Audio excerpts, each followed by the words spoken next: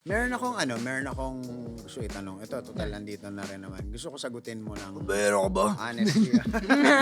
Anong first impression mo kay Kel? First impression ko sa kanya, Totoo ah! sobrang jolly talaga. Kasi Okay. nung ano pa lang nung Kapatid ko si Jollibee eh. yeah. Parang hindi Ito, siya, sabi ko nga, meron mga celebrity na isang tanong, isang sagot lang. Pero kay Kuya Lucha, parang, Si Kuya Kel, isang tanong, 10 yung sagot. hindi pa tapos yung sagot ko. Di pa tapos Tad-tad yung na sagot, Brad. Di pa daw tapos yung sagot, oh. Tinatad-tad na ako eh. Anyway, go. Ano Kasi daw? alam mo yung ganong vibe na napaka down to earth yan. Parang hindi, nung first meet ko kay Kuya Kel, parang hindi, kumbaga, parang ano lang, tropa lang talaga. Parang hindi, syempre may hiya. Hindi naman tayo makapalamukha na, uy, at pilat mo. Parang, nakikita ko kay Kuya Kel na, sobrang kung ano siya, yun talaga siya, hindi niya kailangan magpanggap. Or, like, sabi nga ni Kuya Kel na, pag lalo kang nagpe-pretend, lalong magbubuhol-buhol yung kung ano mang binubuo mong Kalokohan. kwento or Kwento. what. Tama. Question. Pero, May ano ba, kasi meron ba, kasi meron tayong mga perception sa mga celebrities eh. Like, ito si ganitong celebrity, ganito siya. Ito yung Sino perception. yan? Hindi, Nice. Sino yan? pero iba kasi yung first impression eh. Yung first impression, yung first mong siyang na-meet. Yan, ano. Pero iba din yung perception. So, sa'yo ba, ito yung perception, tapos, hindi pala. Or yun na talaga. Yun na Nag-gets talaga mo? kasi ako hindi naman din talaga ako parang alam mo yun yung nag-iisip na agad na Hindi ka parang- judgmental. hindi kasi ako, personally yung mga marites nga Sabay tingin doon sa jowa. Yari ka pag uwi, hayop ka. Sabi. kahit anong issue pa niyan sa celebrity world or social media, hindi ko pa naman namimit yan. Bakit? Malay ko kung totoo ba yung Tama. inaano sa kanya. Tama. Makikilala ko siya kung makakausap ko siya. Pero yung the rest na, masungit naman yun si ganyan, masungit naman. Okay. Hindi Ayun, naman. Hindi hindi naman. naman. no. Parang hindi rin, pala expect sa, Parang pinagpapawisan yung jowa mo doon. Kanina pa siya gano'n ng gano'n. No? Joke lang. kung ano ko siya naka-chat, yun din siya personal. Parang, Ang hirap nga din naman kasi pagka sinabi mo na kagad na ikaw eh, no? Baka, Mga yun nga yung stigma eh. sinasabi ko nga sa'yo. Baka mamaya pag sinabi mo na, Anong mga experiences? Sige nga, anong experiences sa'yo na pagka Michael Pangilinan kagad, tas mga ganito, may mga bad experiences ka ba? sa pagkakaalala ko, wala naman. Actually, ako napansin ko sa mga tao, kapag, let's say, may fame yung kausap, nagiging, nawawala yung original na sila. Nagkakaroon sila ng coating. Parang may sugar coat sila na, uy, ano ba ako? Maganda po ito. Pero diba, alam mo rin kasi kung inuunggoy ka lang diba? Totoo. Mukha nga akong unggoy mo pa ako, diba?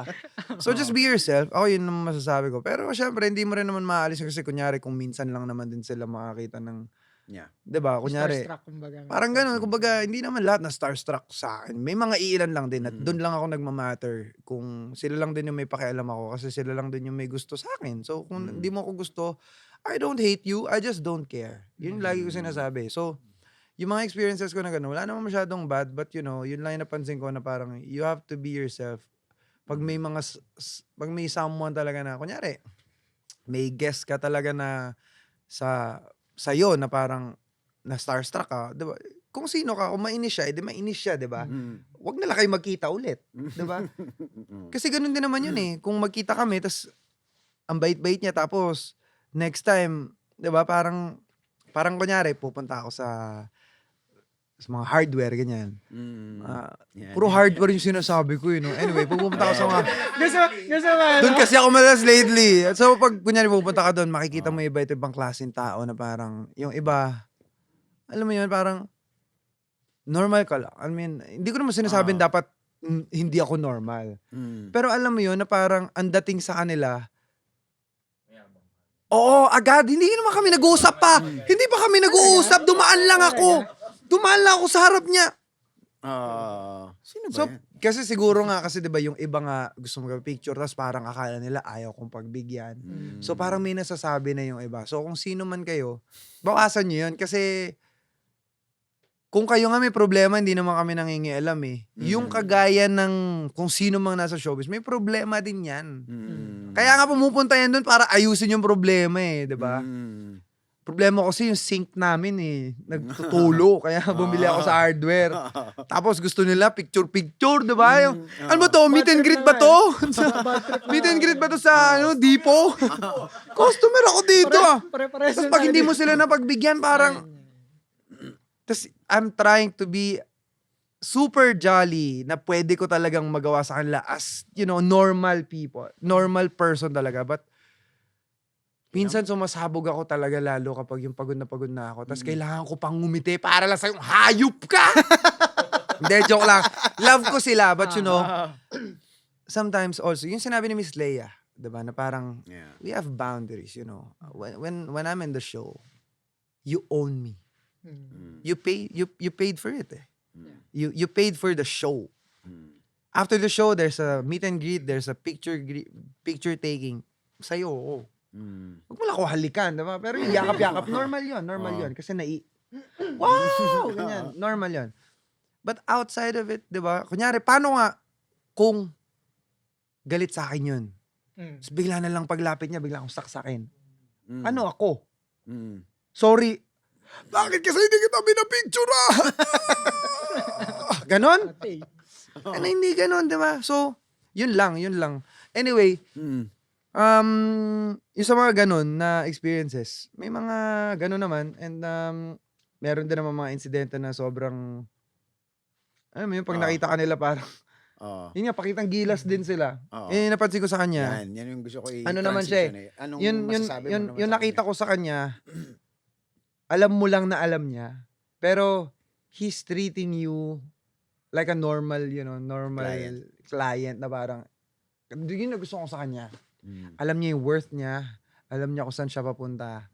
So sabi ko, bakit hindi natin ito i-guess yung mga ganito? Kasi hindi ko naman kailangan ng sobrang sikat eh. Yeah. Para baka sabihin pa nila, Ginagamit na ginagamit ko sila eh, 'di ba? Kung yan ang kasi yung mentality eh, 'di ba? So pag humingi ka ng something dun sa tao na close naman kayo tapos sabihin mo na baka pwede ka tapos pag pinagbigyan ka niya parang akala niya may utang na loob ka na sa kanya na parang mukha ako nung podcast mo eh, di ba? Ayoko na nun. So ang pinag-isipan ko mabuti na kausap ko sila direct, sabi ko direct, i-guess natin dito yung something na may maganda sa life. Tapos hindi sila ano yun, hindi sila artista, hindi sila singer, hindi sila sikat. Kasi sikat ka sa sarili mo pero ako kasi para sa akin yung may sarili akong term kung sino-sino yun sila. Sila yung iniiwasan ko. So hindi nyo na rin kailangan malaman yun, but sila direct alam nila yun, yung sinasabi ko na yun. Ayoko lang masabi nila sa akin na pagdating ng panahon na Kaya yan oo, kaya yan kagaya nung 'di ba ayoko ma-feel nung iba kong mga gine-guess dito na parang 'di ba? Kaya kinakausap ko sila na parang okay ba talaga sa inyo na gano'n. Kasi ayoko maisip ninyo sa akin na parang ginamit ko kayo kasi may clout kayo. No. No, I can be more 'di ba? Clouter than you. Wow, clouter than tangina. Cloutier. May mga gano'n, but kaya ka nandito kasi isa ka sa mga nakita ko na yun nga may sobrang bright no future.